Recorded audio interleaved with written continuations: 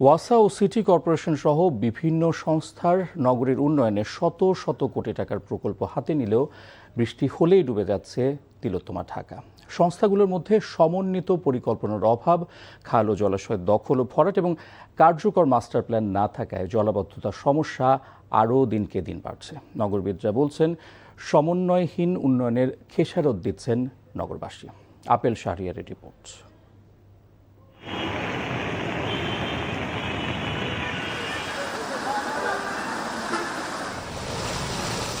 10 ঘন্টা বৃষ্টি হইলে একেবারে পুরাটা শহর তলিয়ে যায়। বৃষ্টি পরিবেশ ও প্রকৃতির জন্য আশীর্বাদ হলেও রাজধানীবাসীর কাছে যেন দুর্ভোগ ও আতঙ্কের নাম। অল্প সময়ের ভারী বর্ষণেই ঢাকার অলিগলি, সড়ক ও গুরুত্বপূর্ণ মোড়ে সৃষ্টি হচ্ছে অসহনীয় জলাবদ্ধতা। কোথাও হাঁটু পানি, কোথাও কোমর সমান পানি জমে ব্যাহত হয় যান চলাচল। ভারী বৃষ্টিতে শুধু চলাচলের দুর্ভোগ নয়, নিচু এলাকার দোকানপাটে পানি ঢুকে ক্ষতির মুখে পড়েন ব্যবসায়ীরা। অনেক এলাকায় পানিতে আটকা পড়ে অনেকটা বন্দী হয়ে পড়েন মানুষ। নগরবাসীর এই সমস্যা সমাধানের দায়িত্ব যাদের, সেই সিটি কর্পোরেশন জলাবদ্ধতার জন্য নগরবাসীকে দোষ দিয়েই দায় সারছেন। পলিথিন ফেলায় সবগুলো ড্রেন বন্ধ করে রাখে, বড় বড় কাপড় সব দিয়ে ড্রেনের মধ্যে থুয়ে দিচ্ছে। এগুলো দিয়ে পানি যাবে কিভাবে? পরিকল্পনাবিদরা বলছেন, শত কোটি টাকার প্রকল্প নেওয়া হয় শুধু নিজেদের পকেট ভারীর জন্য। ফলে দীর্ঘদিনের এই সমস্যা সমাধানে টেকসই কোনো উদ্যোগ দৃশ্যমান নয়।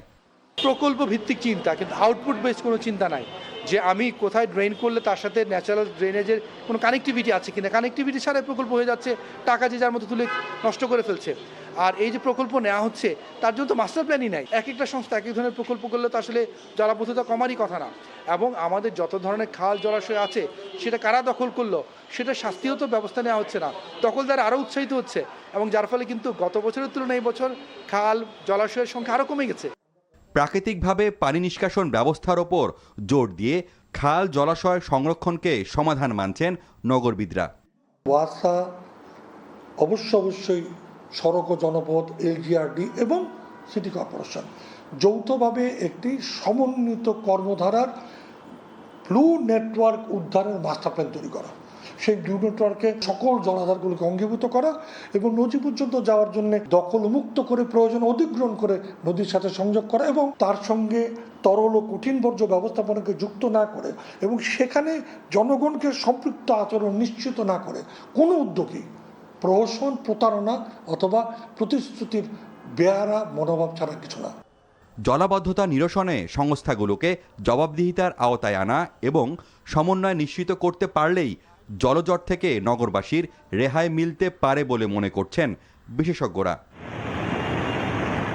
Apple Shahriar, NTV news, Dhaka.